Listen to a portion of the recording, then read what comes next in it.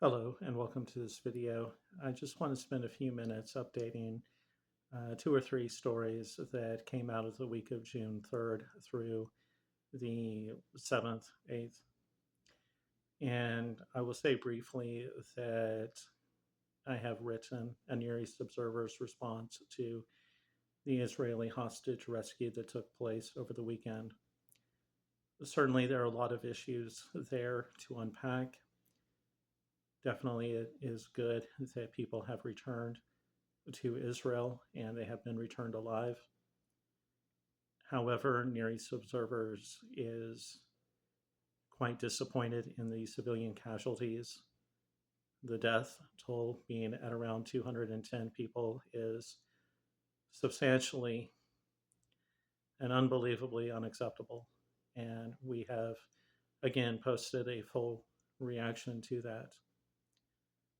One of the hard parts about being and the role that we play is that on so many issues, many of the actors demand moral exclusivity, and they demand exclusivity of alliance and allegiance, and that if you criticize or offer disagreement with any element, then you're somehow unworthy.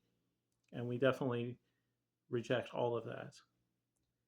As observers, we do strive to maintain neutrality and objectivity as much as we can, which is a reflection of my historical training that I have been exercising for the last 12 years in a professional role. But it is also a reflection of scholarly knowledge of many of the caveats and issues which have preceded these situations and where there have been significant failures on both sides. And it is therefore hard to give any type of unrestricted or unfettered approval or praise of either side.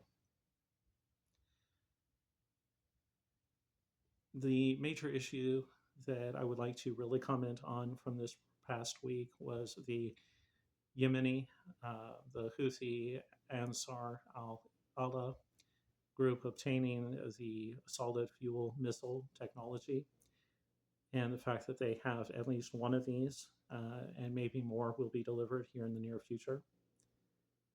This is definitely a significant issue, and you can see in the map behind me that their drones are able to reach Eilat, and so definitely with this missile technology they will threaten Israel, but they can also threaten a host of other nations, both on the East African coast and up along the Saudi Peninsula.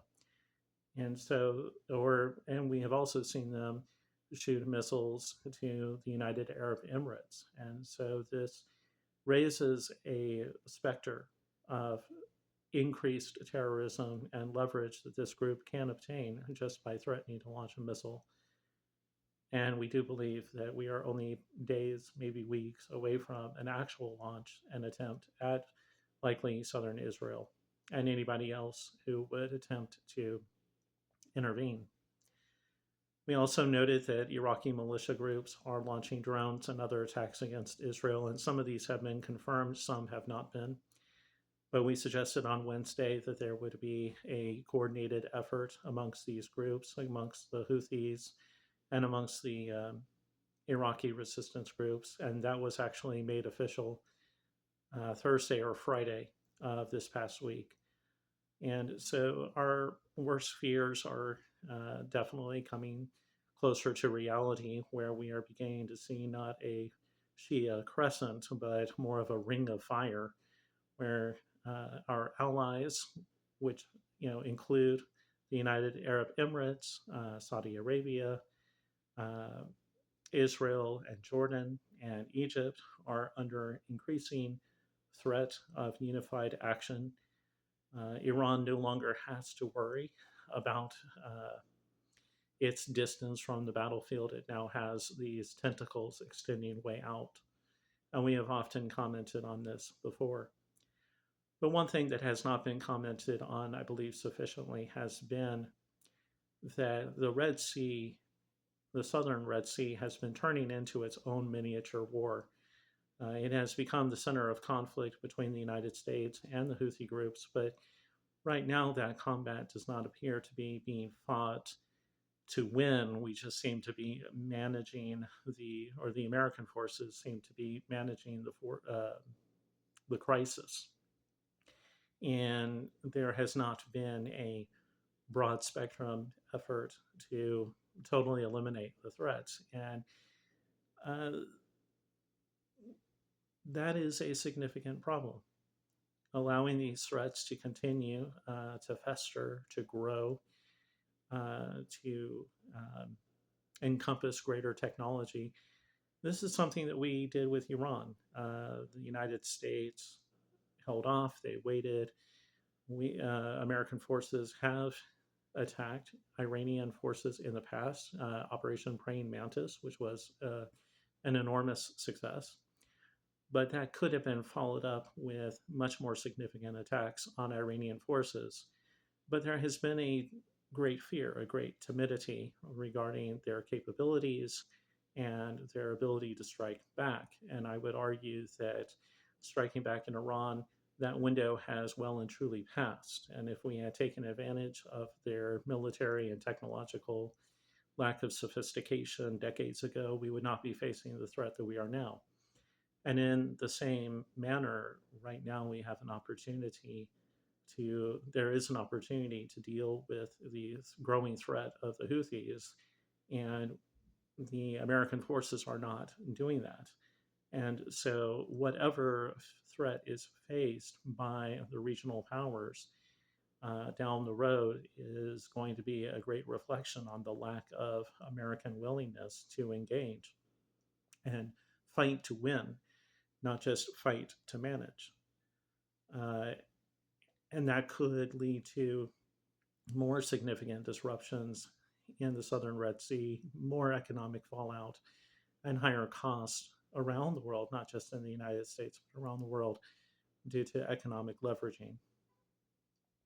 Another interesting story that came out late Friday, early Saturday was that Canada is rolling back its diplomatic representation in the region.